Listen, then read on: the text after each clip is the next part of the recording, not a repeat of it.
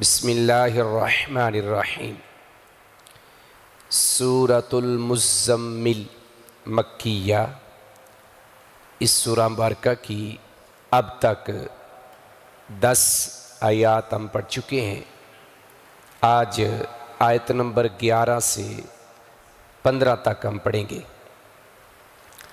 اللہ تبارک و تعالی ارشاد فرما رہے ہیں: وَذَرْنِي وَالْمُكَذِّبِينَ أُولِي النَّعْمَةِ وَمَهِّلْهُمْ قَلِيلًا إِنَّ لَدَيْنَا أَنْكَالًا وَجَحِيمًا وَطَعَامًا ذَا غُصَّةٍ وَعَذَابًا أَلِيمًا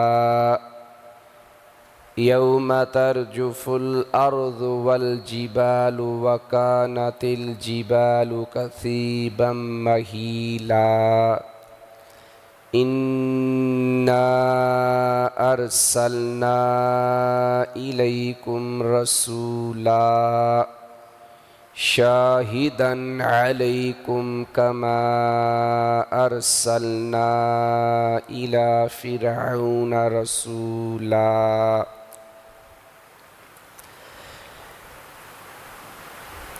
وَذَرْنِي، اور آپ چھوڑ دیں مجھے۔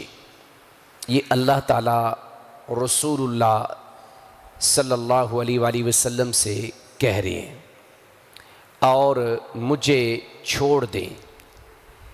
والمکذبین، اور ان جھٹلانے والوں کو۔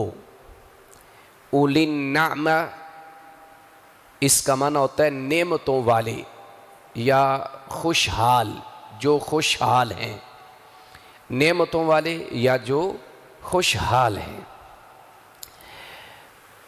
اور آپ مجھے چھوڑ دیں اور ان جھٹلانے والوں کو جو خوشحال ہیں۔ وَمَهِّلْهُمْ، اور آپ مہلت دیں۔ وَمَهِّلْ، آپ مہلت دیں، ہم ان کو، قلیلا، تھوڑی سی، اور آپ ان کو تھوڑی سی مہلت دیں۔ یہ بات اللہ نے کیوں کی ہے؟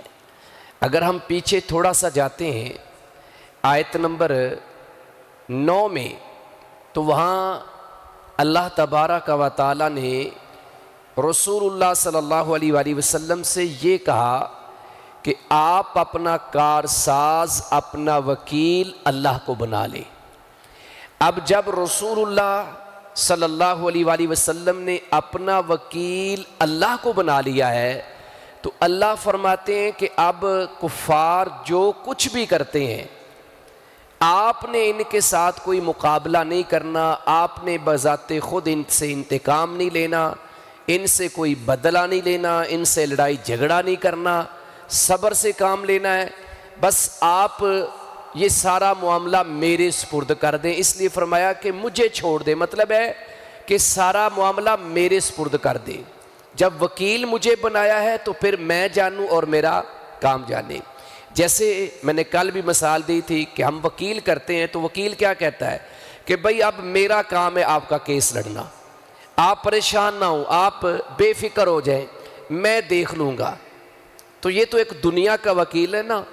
تو وہ اللہ جو احکم الحاکمین ہے، وہ جب چاہے جو چاہے وہ کرنے پر قادر ہے، اس اللہ کی طرف سے حکم آ رہا ہے رسول کریم صلی اللہ علیہ وآلہ وسلم کو، اور انڈائریکٹ ہر اس مسلمان کو، ہر اس داعی کو جو مشکلات کے ساتھ گھرا ہوا ہے، یا جس کو وہ دعوت دیتا ہے تو معاشرے کے اندر لوگ اس کی مخالفت کرتے ہیں، تو اس کو اپنا معاملہ اللہ پر چھوڑ دینا چاہیے۔ اس لیے فرمایا اور مجھے چھوڑ دیں اور ان جھٹلانے والوں کو۔ تو وہ جھٹلانے والے کون تھے؟ کفار مکہ، مشرکین مکہ، یا قیامت تک آنے والا ہر وہ شخص جو اللہ کو جھٹلاتا ہے یا آخرت کو جھٹلاتا ہے یا اس قرآن کی تکذیب کرتا ہے۔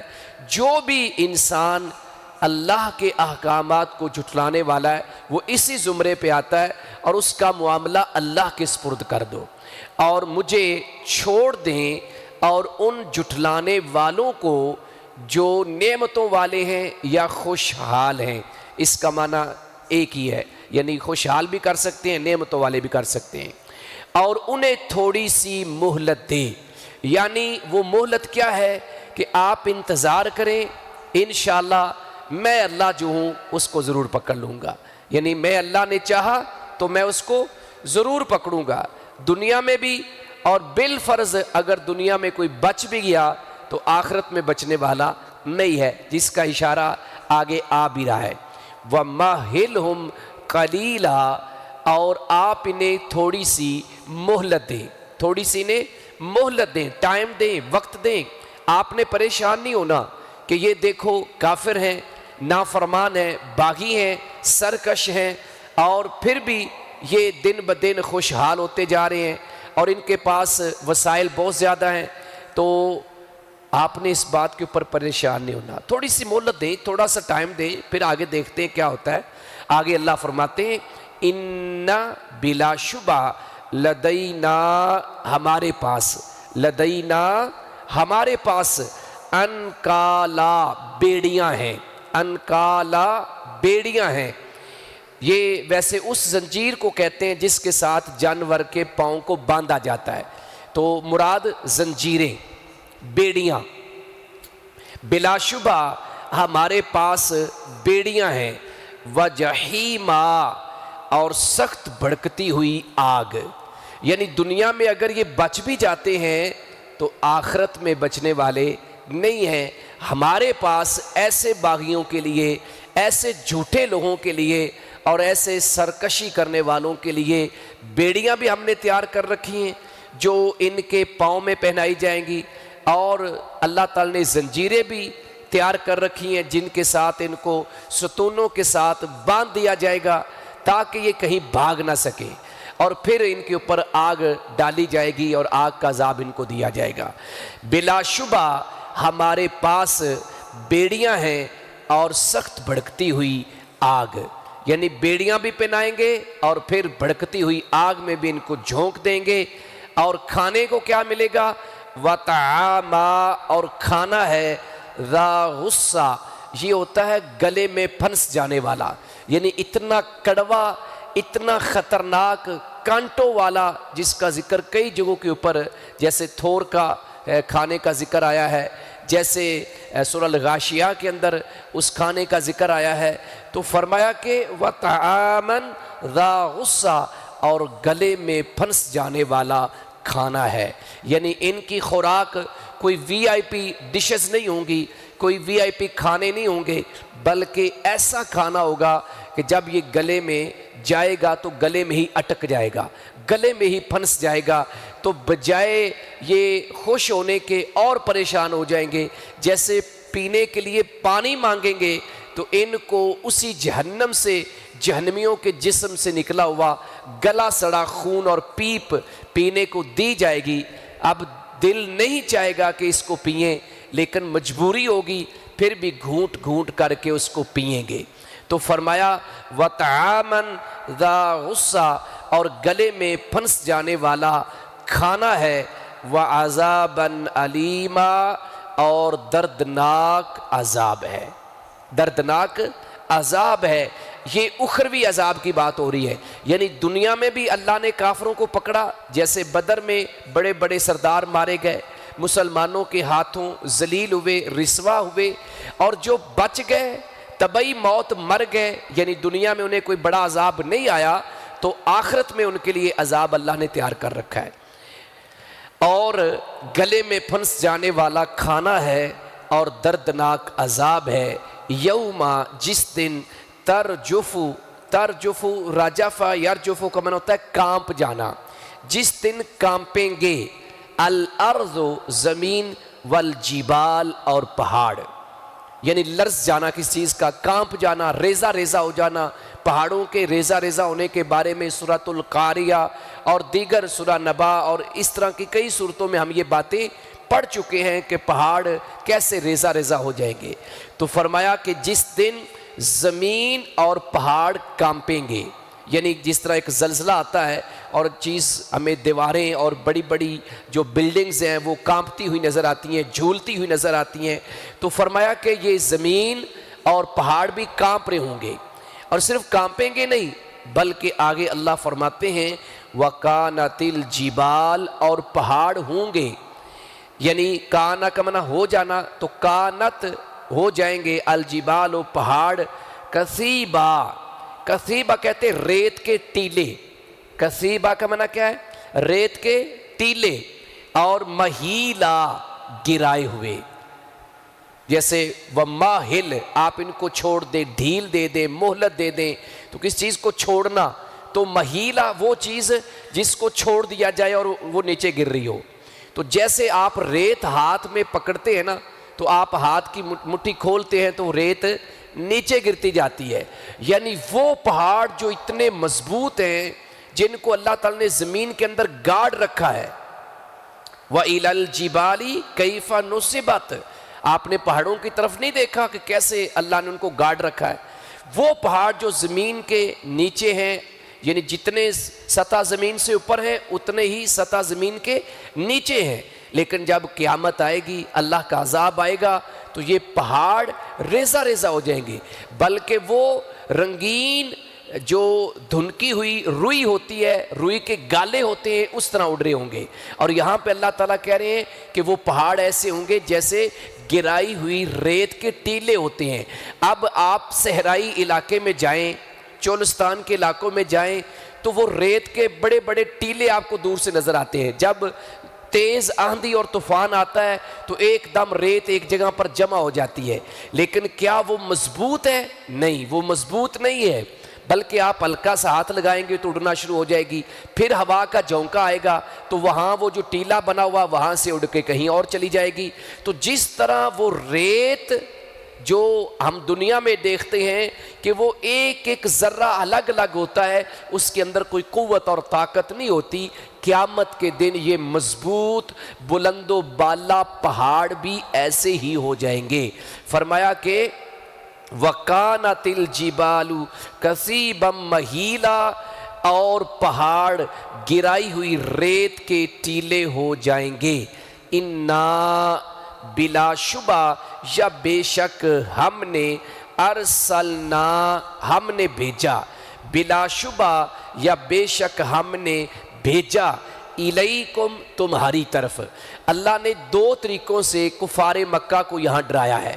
ایک تو یہ ہے کہ تم اگر میرے پیغمبر علیہ السلام کی بات نہیں مانو گے تو تمہارے لیے آخرت میں عذاب میں نے تیار کر رکھا ہے، میرے پاس بیڑیاں بھی ہیں اور میرے پاس بھڑکتی ہوئی آگ بھی ہے، کھانے کے لیے سخت اور کہہ لو غلیظ قسم کا اور کڑواہٹ والا کھانا بھی ہے، اور اس کے ساتھ ساتھ بڑا دردناک عذاب بھی ہے۔ اور پھر وہ قیامت کے دن کی تھوڑی سی منظر کشی بھی اللہ تعالیٰ نے کر دی۔ تو آگے اللہ تعالیٰ فرماتے ہیں دوسرے نمبر پہ کہ اگر وہ عذاب سے تم نہیں ڈرتے تو پھر یاد رکھنا کہ جس طرح میں نے سابقہ اقوام کو ہلاک کیا ہے، ان پہ عذاب نازل کیے ہیں، تمہارے اوپر بھی ویسے ہی عذاب آ جائے گا۔ اور بطور مثال اللہ نے فرعون کا یہاں ذکر کیا ہے، اس لیے اللہ فرماتے ہیں بلا شبہ ہم نے تمہاری طرف ایک پیغام دینے والا بھیجا۔ ایک پیغام دینے والا، رسولہ کا معنی پیغام پہنچانے والا، پیغام دینے والا، یا رسول کا معنی رسول بھی آپ کر سکتے ہیں۔ اور بلا شبہ ہم نے تمہاری طرف ایک رسول بھیجا یا ایک پیغام پہنچانے والا بھیجا، اور اس پیغام پہنچانے والے سے مراد ہمارے رسول صلی اللہ علیہ وآلہ وسلم ہے۔ اور ساتھ ہی اللہ نے کہا شاہدن علیکم، شاہدن کا معنی کیا ہوتا ہے؟ گواہی دینے والا، علیکم، تم پر، وہ تم پر گواہی دے گا، قیامت کا دن ہوگا، اور یہ پیغمبر کہیں گے کہ اللہ میں نے اس ابو لہب کو، ابو جہل کو، عتبہ شیبہ کو اور بڑے بڑے کافروں کو میں نے دعوت دی تھی، ان کو توحید کا پیغام سنایا تھا، لیکن یہ باز نہیں آئے، انہوں نے میری بات نہیں سنے، اور میں اس بات پہ گواہی دیتا ہوں۔ تو اللہ کے پیغمبر علیہ السلام کیا دیں گے؟ اس کی گواہی دیں گے کہ اللہ جو پیغام تو نے مجھے دیا تھا میں نے من و عن ان تک پہنچایا ہے. یہ گواہی دیں گے رسول اللہ صلی اللہ علیہ وسلم. جیسے حضرت عیسیٰ علیہ السلام سے یہ سورہ المائدہ کا بالکل آخر میں جا کے کہ جب اللہ تعالیٰ حضرت عیسیٰ علیہ السلام سے کہیں گے کیا آپ نے کہا تھا کہ مجھے اور میری ماں کو الہ بنا لو، معبود بنا لو، تو حضرت عیسیٰ علیہ السلام کہیں گے اے اللہ جب تک میں وہاں تھا تو اس کا تو میں گواہ ہوں، میں گواہی دیتا ہوں کہ میں نے ایسا کچھ نہیں کہا بلکہ میں نے ان کو توحید ہی سنائی ہے. ہاں جب تو نے مجھے اٹھا لیا پھر تو ہی ان کے اوپر گواہ ہے، تو جانے اور تیرا کام جانے. نبی کریم صلی اللہ علیہ وآلہ وسلم بعض لوگ اس سے لیتے ہیں کہ دیکھو بھئی آپ نے گواہی تو تبھی دینی ہے جب آپ یہاں حاضر ناظر ہیں، آپ یہاں موجود ہیں، قیامت تک آنے والے لوگوں کی آپ گواہی دیں گے. ایسا نہیں ہے. بخاری کی روایت ہے نبی کریم صلی اللہ علیہ وآلہ وسلم فرماتے ہیں قیامت والے دن کچھ لوگوں کو لایا جائے گا، وہ بدعات کرنے والے، اپنی من مرضی کرنے والے، دین میں اضافہ کرنے والے. تو اللہ کے پیغمبر اسلام فرماتے ہیں جب مجھے بتایا جائے گا نا کہ یہ وہ لوگ ہیں جنہوں نے دین میں اضافہ کر لیا تھا تو پھر میں بھی وہی بات کہوں گا جو میرے بھائی حضرت عیسیٰ علیہ السلام نے کہی تھی. اور وہ بات کیا ہے؟ وہ سورہ المائدہ کی آیت نمبر 117 کہ اللہ جب تک میں تھا تو اس وقت تک تو میں گواہ ہوں، شاہد ہوں کہ میں نے ان کو توحید کے علاوہ یا اس دین کے علاوہ کوئی بات نہیں بتائی جو آپ نے میری طرف نازل کیا. جب میں تیرے پاس آ گیا تو پھر یہ پیچھے کیا کرتے رہے مجھے اس کا کچھ علم نہیں ہے. جیسے کہ حدیث کے الفاظ بھی ہیں کہ ایسے لوگوں کو میرے سے دفع دور کر دو، لمن غیر بعدی، جنہوں نے میرے بعد میرے دین کو بدل دیا. تو فرمایا شاہدن علیکم، تم پر گواہی دیں گے، کما جس طرح ارسلنا، یعنی اے کافرو یہ پیغمبر تمہارے خلاف گواہ بنیں گے قیامت کے دن. کس طرح؟ جس طرح ہم نے بھیجا الی فرعون، فرعون کی طرف، رسولا، ایک رسول یعنی موسیٰ علیہ السلام کو. یعنی جیسے موسیٰ علیہ السلام کو ہم نے فرعون کی طرف بھیجا، فرعون نے ان کی بات نہیں مانی تو بالآخر ان پر اللہ کا عذاب آیا. اگر تم نے بھی میرے اس پیغمبر کی بات نہ مانی تو تمہارے اوپر دنیا میں بھی عذاب آ سکتا ہے، اور بالفرض اس عذاب سے بچ بھی گئے تو اخروی عذاب سے تم بچنے والے نہیں ہے. اس کا ذکر اللہ نے پہلے کر دیا ہے. جس طرح ہم نے فرعون کی طرف ایک رسول بھیجا یا ایک پیغام پہنچانے والا بھیجا. پوری آیت کا ترجمہ کیا بنتا ہے؟ بے شک ہم نے تمہاری طرف ایک رسول بھیجا جو تم پر گواہی دیں گے جس طرح ہم نے فرعون کی طرف ایک رسول بھیجا. تو ان آیات جو آج ہم نے آیات پڑھی ہیں، ان آیات کا جو خلاصہ ہے وہ کیا ہے کہ اللہ تبارک و تعالیٰ نے پہلے تو یہ کہا جو کل ہماری آخری آیت تھی، آیت نمبر 10، کہ آپ نے صبر کرنا ہے، جو کچھ یہ کر رہے ہیں اس کے اوپر آپ صبر کریں، ان کو چھوڑ دیں، ان کے حال کے اوپر ہاں اگائے بگائے ان کو دعوت دیتے رہیں. باقی جو ان کی طرف سے آپ کو تکالیف آ رہی ہیں، پریشانیاں آ رہی ہیں، وہ معاملہ میرے سپرد کر دیں. میں ان کو پوچھ لوں گا، میں جانوں، میرا کام جانے. ان جھوٹے لوگوں کو، ان مکار لوگوں کو میں کافی ہوں. اور پھر میں نے ان کے لیے بیڑیاں بھی تیار کر رکھی ہیں اور ان کے لیے بھڑکتی ہوئی آگ بھی تیار کر رکھی ہے. کھانے کے لیے ایسا کھانا ہے جو گلے میں پھنس جائے گا اور دردناک عذاب بھی ہے. اور پھر قیامت کا تھوڑا سا منظر بھی بیان کر دیا کہ جس دن زمین اور پہاڑ جو ہوں گے وہ کانپ جائیں گے اور کانپ رہے ہوں گے، اور پہاڑ ایسے ہوں گے جیسے گرائی ہوئی ریت کے ٹیلے ہوتے ہیں. اور ساتھ ہی پھر اللہ نے کہا کہ ہم نے آپ کو ویسے ہی رسول بنا کے بھیجا ہے ان کفار کی طرف یا قیامت تک کے لوگوں کے لیے جیسے ہم نے موسیٰ علیہ السلام کو فرعون کی طرف بھیجا تھا. اللہ سے دعا ہے کہ اللہ تبارک و تعالی ہمیں کتاب و سنت کی سمجھ نصیب فرمائے اور کتاب و سنت پر عمل کی توفیق عطا فرمائے. وما توفیقی الا باللہ.